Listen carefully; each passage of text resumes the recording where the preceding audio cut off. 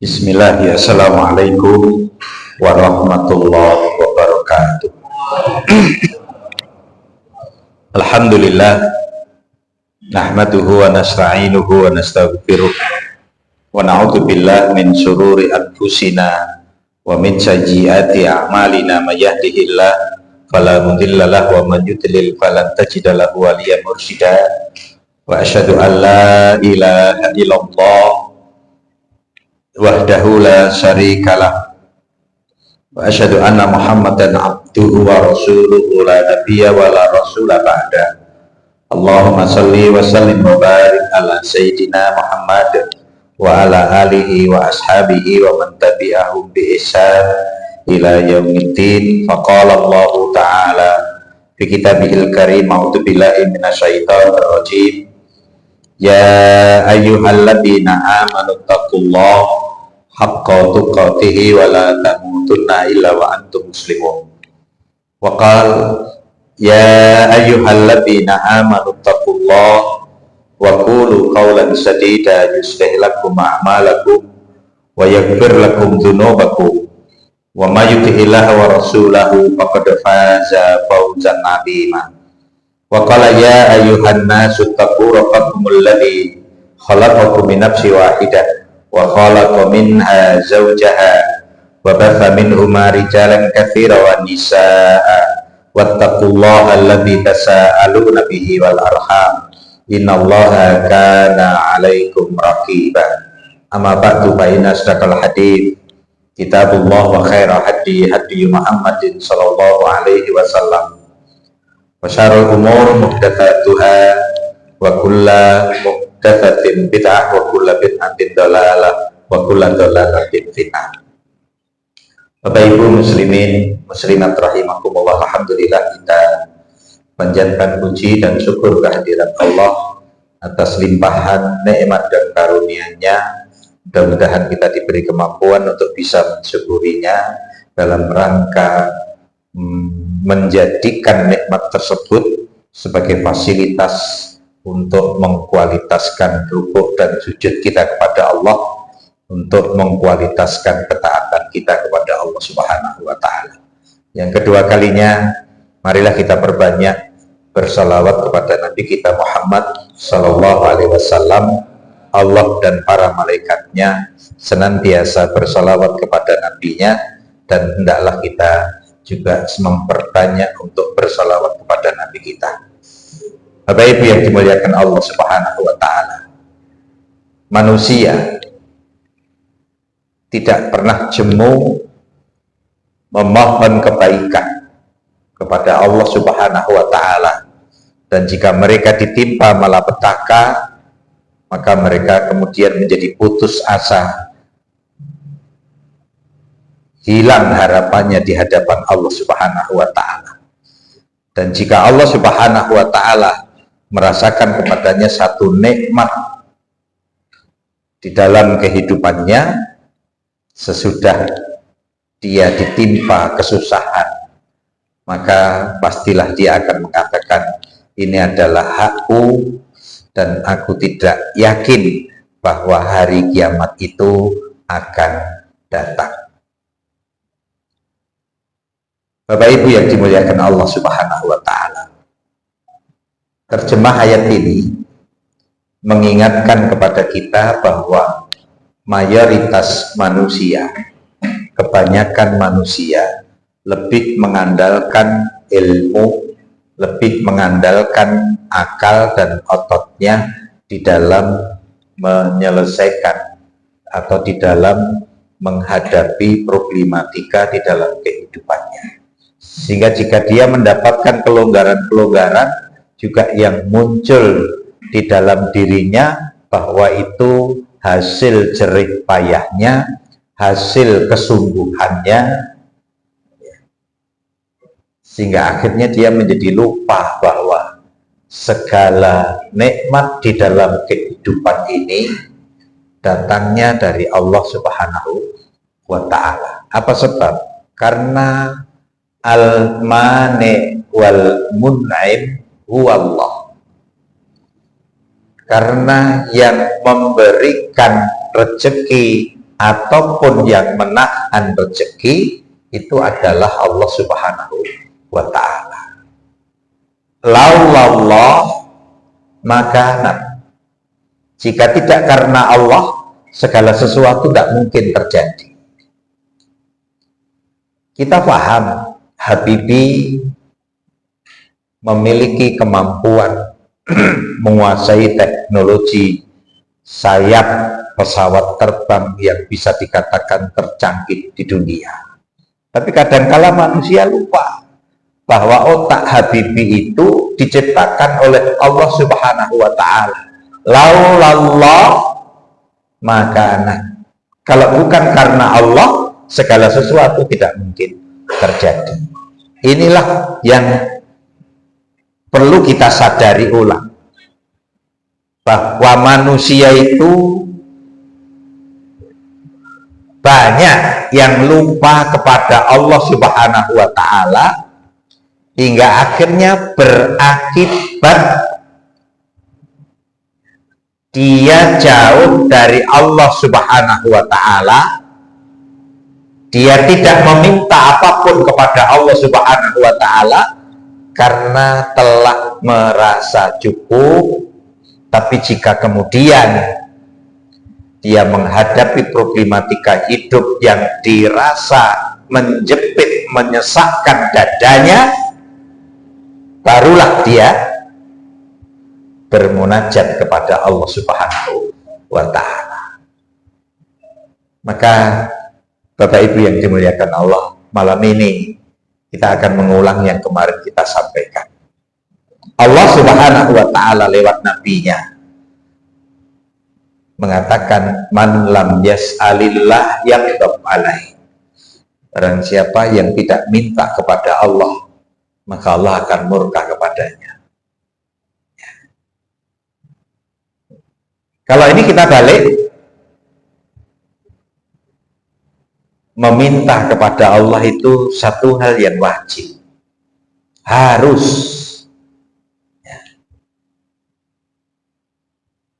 Sebagai hamba Allah Subhanahu wa ta'ala, hendaklah kita selalu mohon dan minta kepada Allah Subhanahu wa ta'ala.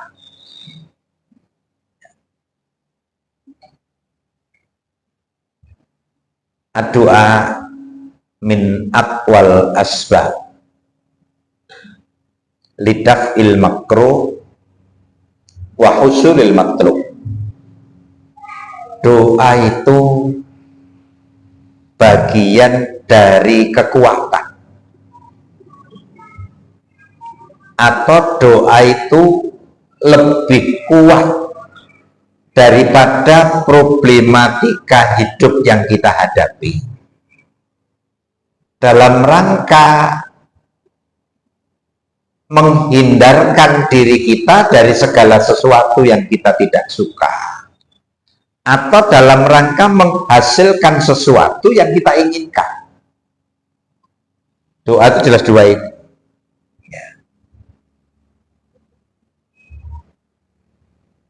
Dalam hidup pasti kita menghadapi masalah,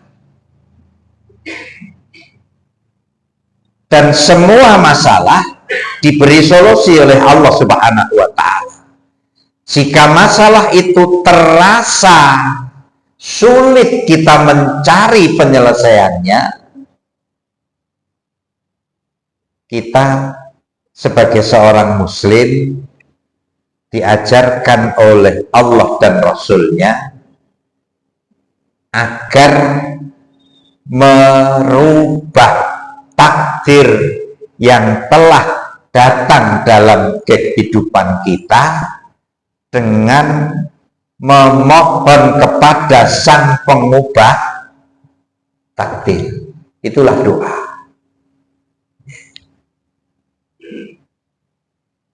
Maka bapak-bapak, ibu-ibu yang dimuliakan Allah Subhanahu wa ta'ala, tolong diingat kembali, banyak kok doa yang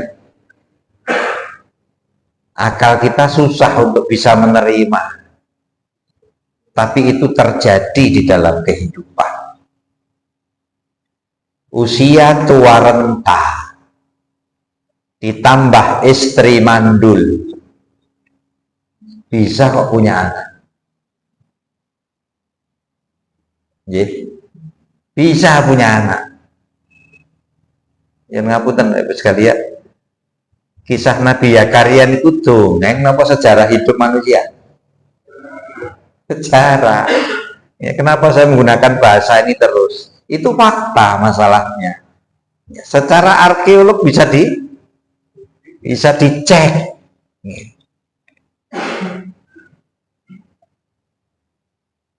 Katanya DNA Nabi Ibrahim saja bisa ditelusuri, DNA Nabi Muhammad bisa ditelusuri, karena memang itu bagian dari sejarah kehidupan manusia.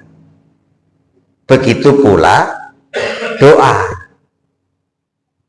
Nabi Zakaria tua renta, istrinya mandul.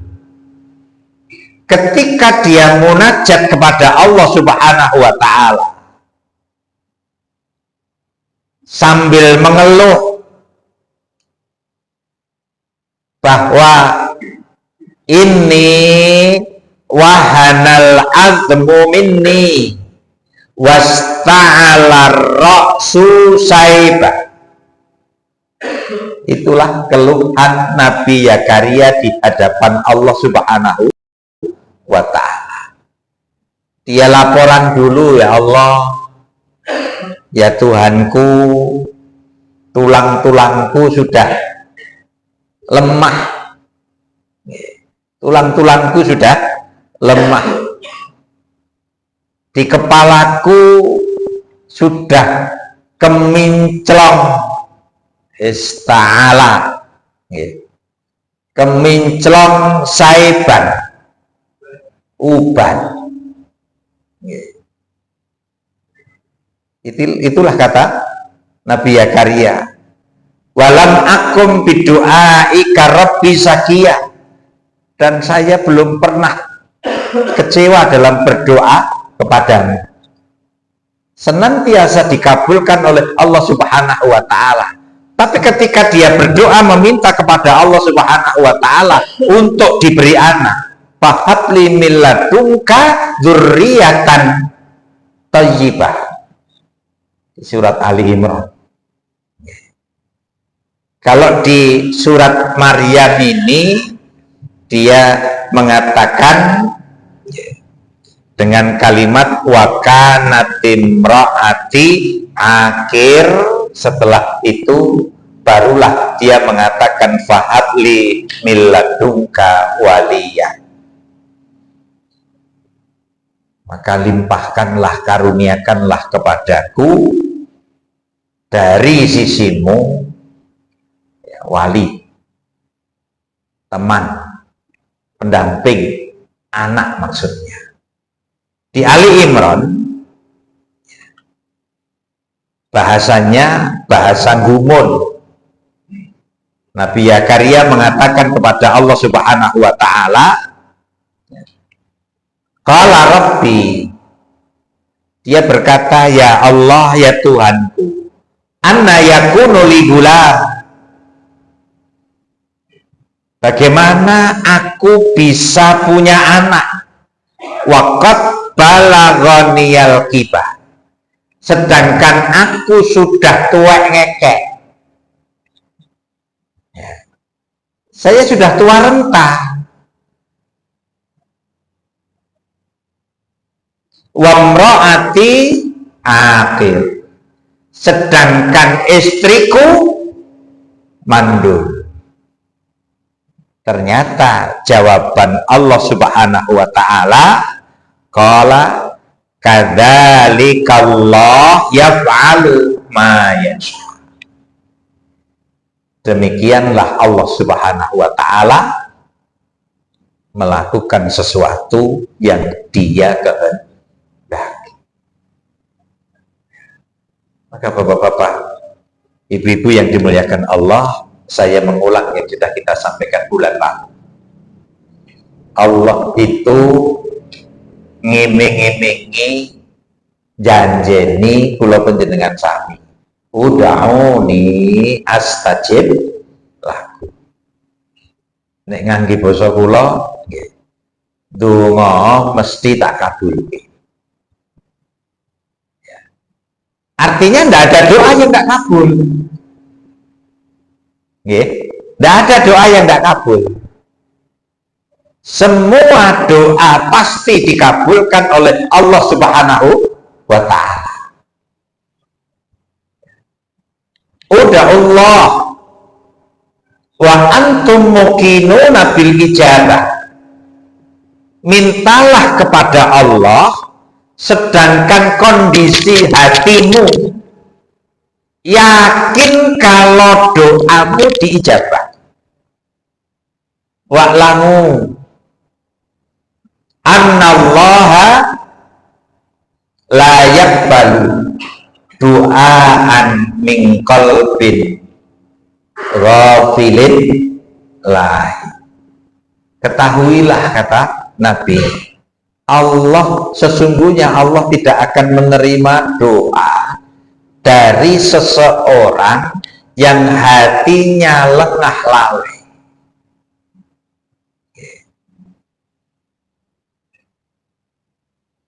Maka Ibnu Qayyim memberikan komentar, hada dawaun anfa'ul adwiyah.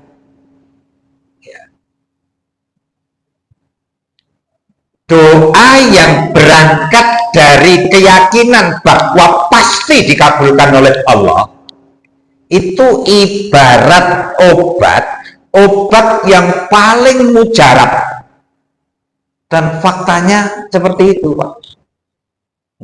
Faktanya seperti itu. Ini mungkin kalau dengan sami bisa mengatakan, lah itu kan Nabi. Ngerti ya, Pak? Itu kan Nabi. Lah kalau wanita riak yang divonis dokter, wanita riak yang divonis dokter karena kanker darah 6 bulan lagi dia akan meninggal. Kemudian dia munajat dibarengi dengan instrumen doa, yang kebetulan instrumen doa yang dia lakukan itu adalah sedekah. Karena instrumen doa itu bisa sedekah, bisa wirid, bisa baca Quran.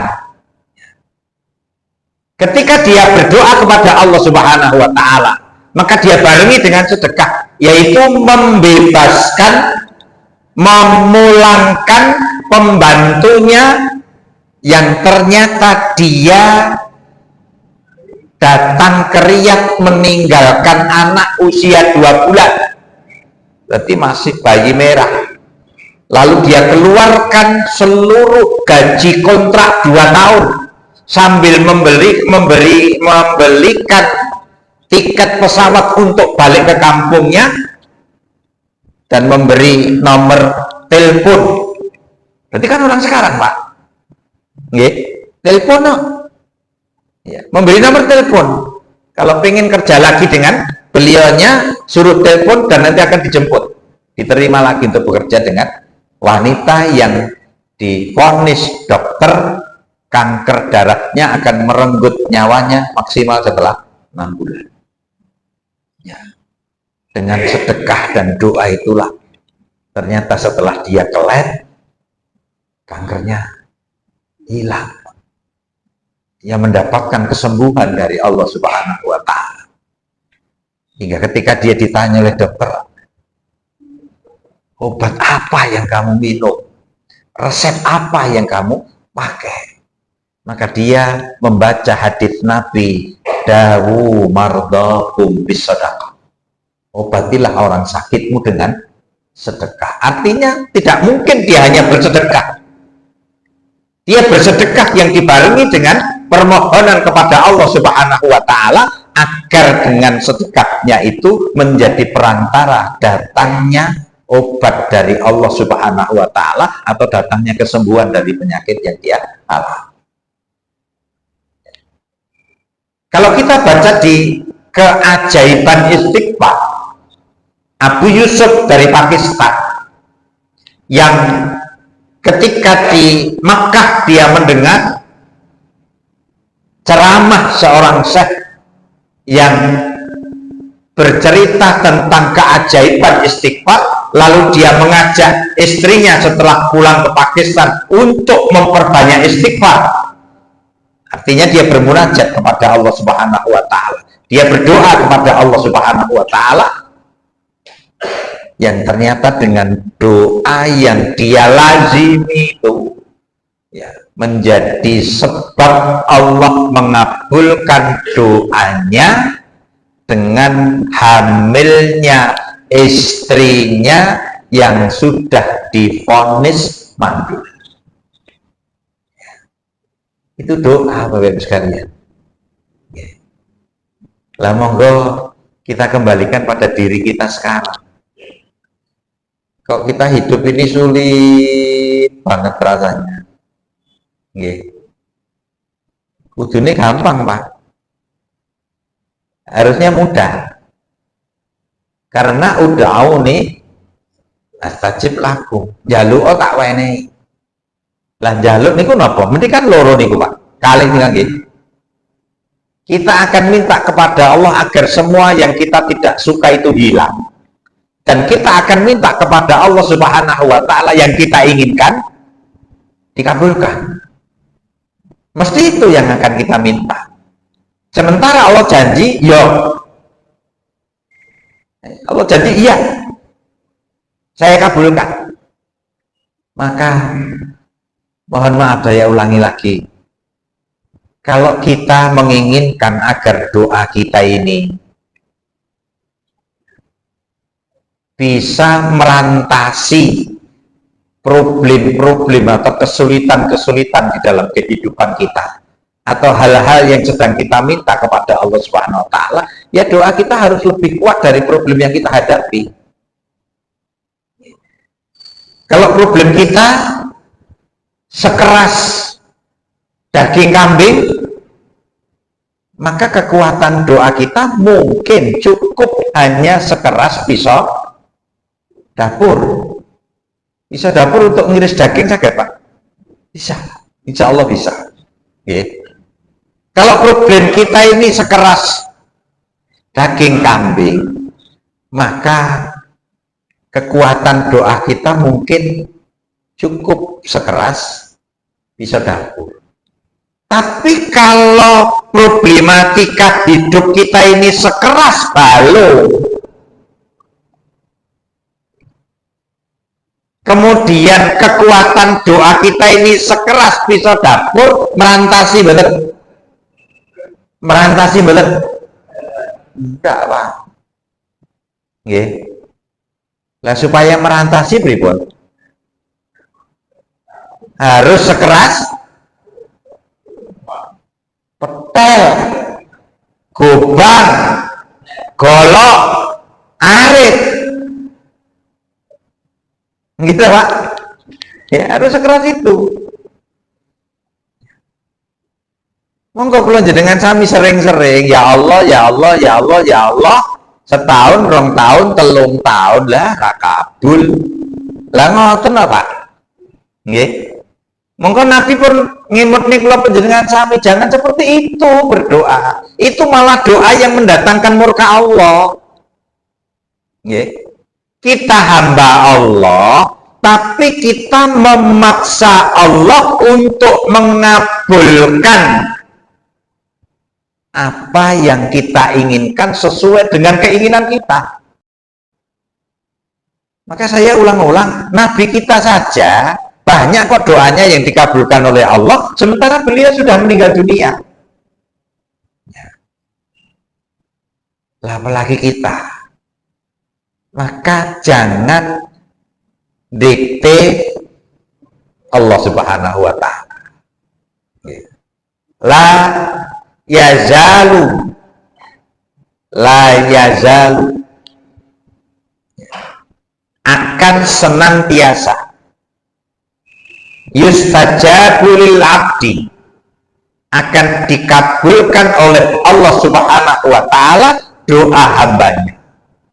malam yad'u bi ismi, jika dia tidak berdoa untuk dosa dan maksiat.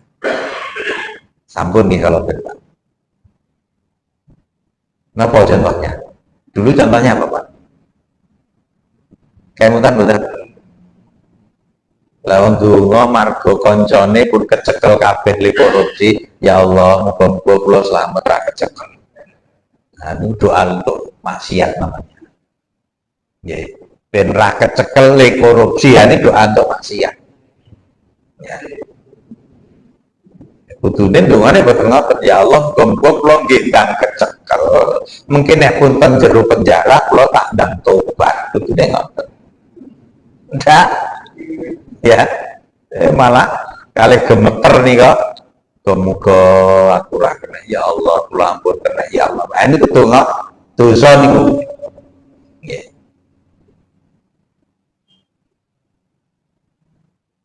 Yang kedua qati'atir rahim. Doa memutus persaudaraan. Doanya orang dendam.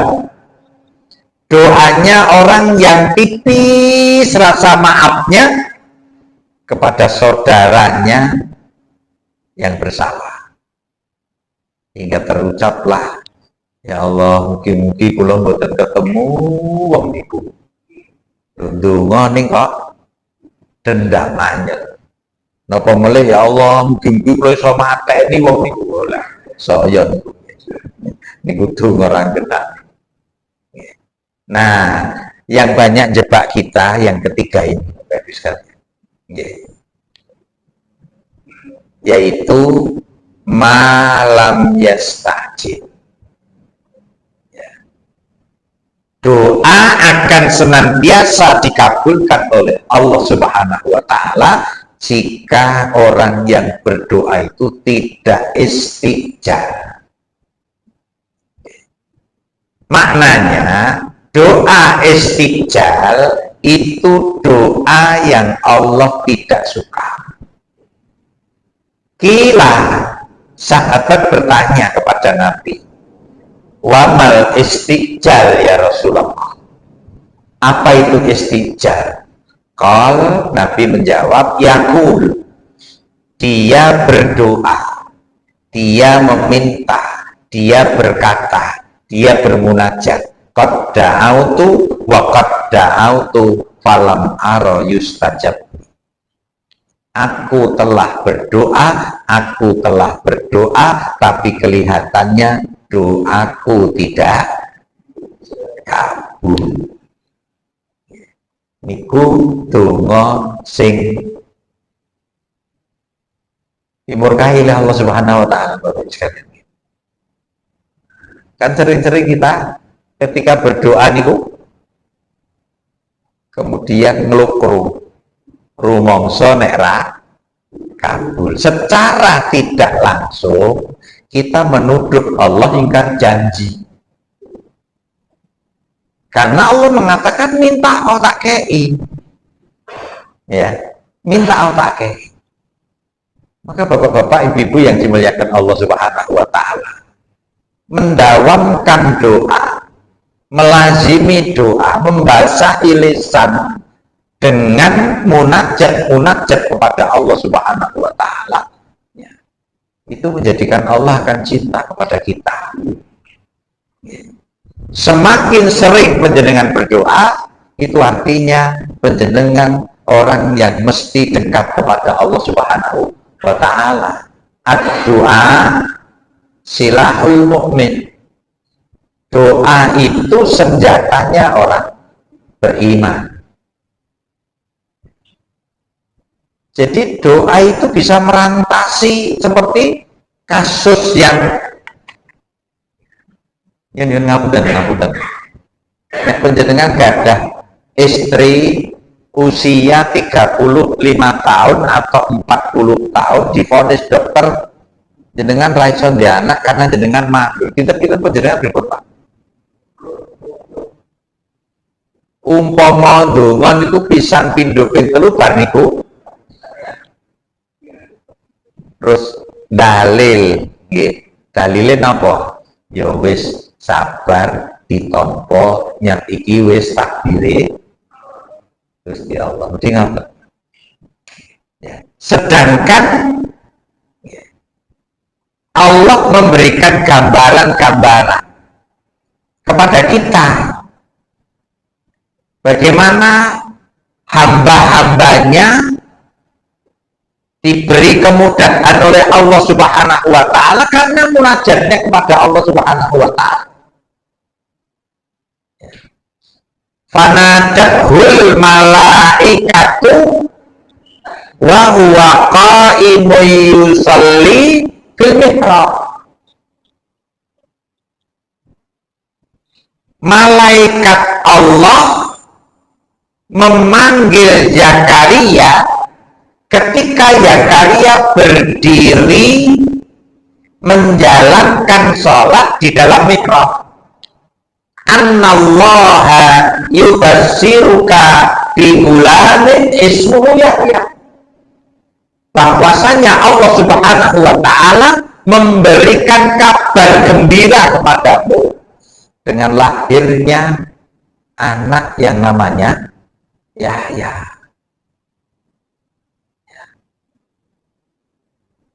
Jadi kabul doanya Zakaria itu. Ya otomatis kalau gumun ya nempel ya Pak. Maka dia bertanya, bagaimana bisa punya anak saya? Wong saya sudah tua renta 80 tahun lebih, istri saya mandul. Pangapunten kalau ada di antara kita yang mungkin istrinya mandul, jenengan Yusuf pinten, jangan-jangan belum 50 tahun. Kenapa harus diam tidak meminta kepada Allah? Cobalah perbanyak sedekah, cobalah lantunkan istighfar dan permohonan kepada Allah agar Allah mendatangkan keajaiban di dalam kehidupan kita yang itu bukan mustahil dalam kehidupan ini, karena sudah banyak contoh manusia-manusia yang diberi kemudahan oleh Allah Subhanahu wa Ta'ala. Maka Bapak Ibu yang dimuliakan Allah, doa silahul mu'min, doa itu senjata kita. Jangan disia-siakan. Agar apa? Agar hidup ini menjadi mudah. Karena kalau kita merantasi masalah hidup ini dengan akal dan otot, capek Pak. Capek. Kita akan kecapean. Kita akan kecapean. Berapa ratus juta rupiah yang dikeluarkan oleh orang yang ingin sembuh dari penyakitnya.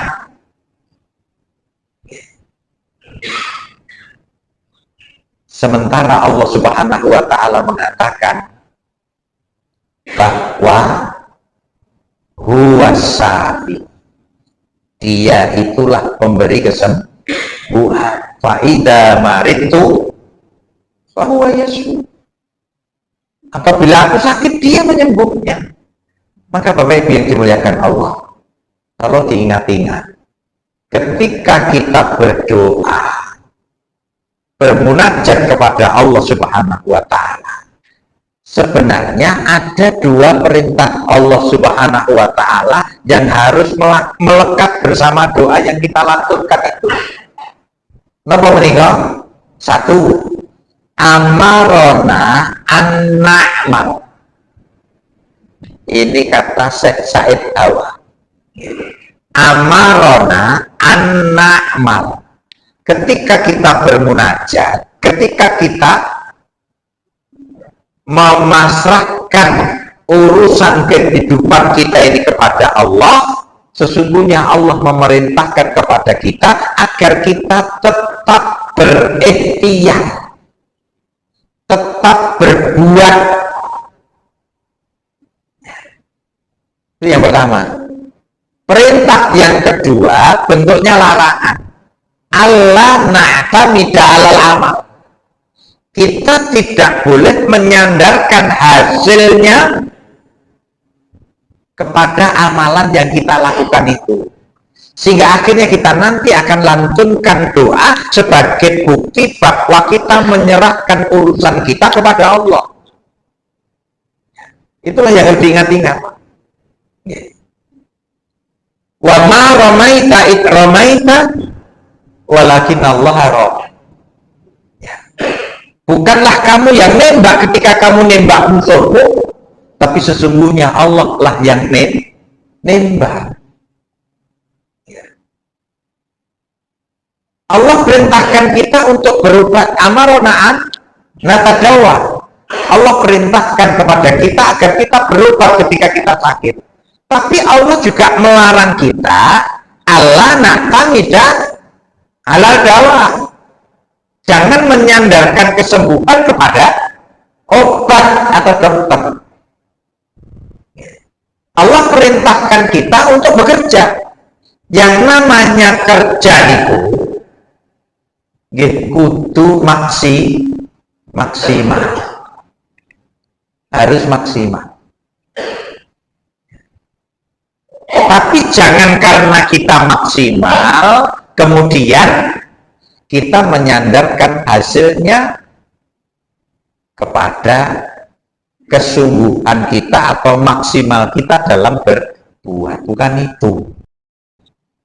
Tapi sandarkanlah hasil itu kepada Allah Subhanahu wa Ta'ala. Sering terjadi, bapak-bapak, ibu-ibu yang dimuliakan Allah, di puncak kesulitan kita, Allah menjawab apa yang kita minta kepada Allah Subhanahu wa Ta'ala. Ini yang perlu kita cermati betul dalam hal doa. Jangan sampai kita menyepelekan doa. Kemudian jika kita telah berdoa, maka dalam bermunajat hendaklah antara ucapan lisan dan ucapan hati sama. Ketika kita mengatakan astagfirullahaladzim, hendaklah hati kita pun juga mohon ampun kepada Allah Subhanahu wa Ta'ala. Sehingga doa ini benar-benar nantinya menjadi senjata dalam kehidupan kita. Karena setiap kita berdoa dituntutkan agar bertaubat terlebih dahulu kepada Allah Subhanahu wa Ta'ala. Kenapa bertaubat? Orang yang tidak punya dosa, tidak mungkin doanya tidak dikabulkan oleh Allah. Artinya dengan bertaubat kepada Allah agar dosa kita dihapus oleh Allah, insya Allah menjadi sebab doa kita dikabulkan oleh Allah Subhanahu wa Ta'ala. Ad-doa silahul mu'min. Doa itu senjata orang beriman. Ad-doa imaduddin. Doa itu tiangnya agama. Doa itu tiangnya agama, Bapak sekalian. Artinya ketika seseorang rajin berdoa kepada Allah, itu orangnya mesti cedek kepada Allah. Nah kalau ada orang kita rukuk sujudnya bagus, ning ra tau njaluk nang ngarsane Gusti Allah, ya dia jauh dari Allah Subhanahu wa Ta'ala. Yang lebih dahsyat lagi, Bapak sekalian, doa nurus samawati wal ardh. Doa itu cahaya yang mampu menembus langit dan bumi. Doa itu mampu menembus langit dan bumi. Nabi Zakaria dipanggil oleh malaikat. Allah perintahkan kepada malaikat, kata Ibnu Katsir, agar memukulkan kakinya Ismail pun jenengan bayangke nek sing nutukke sikile niku malaikat nggih jebol nonton pak bumine muncak banyune itulah doa. Lantunkan doa terus, jangan bosan untuk meminta kepada Allah Subhanahu wa Ta'ala, karena kita tidak tahu dari sekian doa itu yang diijabah oleh Allah Subhanahu wa Ta'ala yang mana. Tapi Allah janji kepada kita, jalu tak wenehi. Maka kita lantunkan doa terus, kita minta terus kepada Allah Subhanahu wa Ta'ala sesuatu yang kita tidak suka. Mari kita bersama-sama untuk memohon agar kita dijauhkan, dihindarkan dari sesuatu yang kita tidak menyukai itu, dan sesuatu yang kita inginkan. Mari kita lantunkan doa agar Allah mengabulkan. Tapi perlu menjadi catatan kita bersama, Bapak Ibu sekalian, yang dari Allah itu yang terbaik. Yang dari Allah itu yang terbaik. Yang kita suka, jangan-jangan Allah tidak suka. Yang kita tidak suka, jangan-jangan Allah suka. Kobongan umpamanya, mesti jenengan gelone pol. Tapi sangat mungkin Allah menghendaki dengan kebakaran itu kebaikan. Lah apa kebaikannya? Kadangkala kita bisa mengambil pelajarannya membutuhkan waktu sesaat atau bahkan lama. Makanya saya angkat ulang. Ada ustadz juga cukup dikenali di Solo ini yang cerita ke saya melamar seorang wanita, ya otomatis istiqoroh kan betul. Dia yakin ditompo lamar. Bahasan dilamar niku nolak, ya nolak. Lah niku digoleke melih nggih mesti kosek. Lah ngopo kok kosek? Gelone rung ilang. Lah dikirane ditampa jebul mboten ditampa. Lah ten mobil kula niku cerita. Pasan sing dhisik tak lamar nolak kae mati. Umpama aku sida entuk wong kae saiki aku duda tur ketinggalan anak papa. Allah itu Maha Adil, yang dari Allah itu yang terbaik. Ya sing apik wae ya bojoku iki. Itu sederhana sekali gambarannya. Maka ketika kita tidak menyukai takdir Allah, yakinlah bahwa menurut Allah itu yang terbaik untuk kita. Maka ketika kita menghadapi persoalan apapun, hendaklah kita berhusnudzon kepada Allah. Kebaikan apa yang akan Allah berikan di balik sesuatu yang saya tidak suka. Insya Allah dengan cara seperti itu, rasa syukur akan terus ada di dalam diri kita. Lebih daripada itu, hendaklah kita menggunakan nasihat Said Hawa yang mengatakan laulallah maka kalau bukan karena Allah, segala sesuatu tidak mungkin terjadi.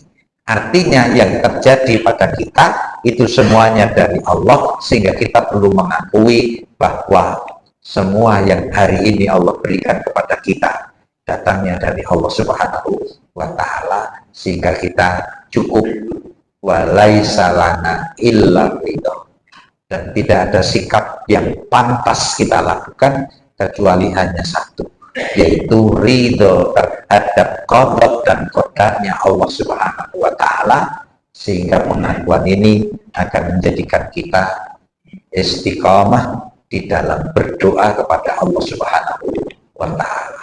Nah, teman-teman sekalian, mudah-mudahan bisa memotivasi kita untuk senantiasa membasahi lisan kita dengan permintaan-permintaan permohonan kepada Allah Subhanahu wa ta'ala. Setengah tiga mintalah kepada Allah. Sebelum subuh mintalah kepada Allah, setelah subuh mintalah, jam 6 pagi mintalah, jam 10 mintalah, sebelum duhur minta Allah, setelah duhur minta Allah, sebelum asar, setelah asar, sebelum maghrib, setelah maghrib, sebelum isya, setelah isya, jam 10 malam mintalah kepada Allah Subhanahu wa ta'ala. Allah nggak risih sama sekali. Bahkan Allah cinta kepada hambanya yang selalu meminta kepada Allah Subhanahu wa ta'ala. Lah niku cobi mang pindah ten moro tuwa. Jam setengah telu njaluk. Biasa durunge subuh njaluk, bar subuh njaluk, jam 6 njaluk, jam 10 njaluk, sadurunge dhuwur njaluk, bar dhuwur njaluk. Mungkin moro tuwa jenengan muni wis melu aku sisa. Risi Pak nek menungso Allah ndak. Allah sangat cinta hambanya yang selalu ya Allah, ya Allah, ya Allah, dan ya Allah. Itu tanda bahwa kita dekat kepada Allah Subhanahu wa ta'ala. Subhanakallahumma wa bihamdika asyhadu an la ilaha illa anta astaghfiruka wa atubu ilaik. Alhamdulillahirabbil alamin. Billahi taufiq wal hidayah. Assalamualaikum warahmatullahi wabarakatuh.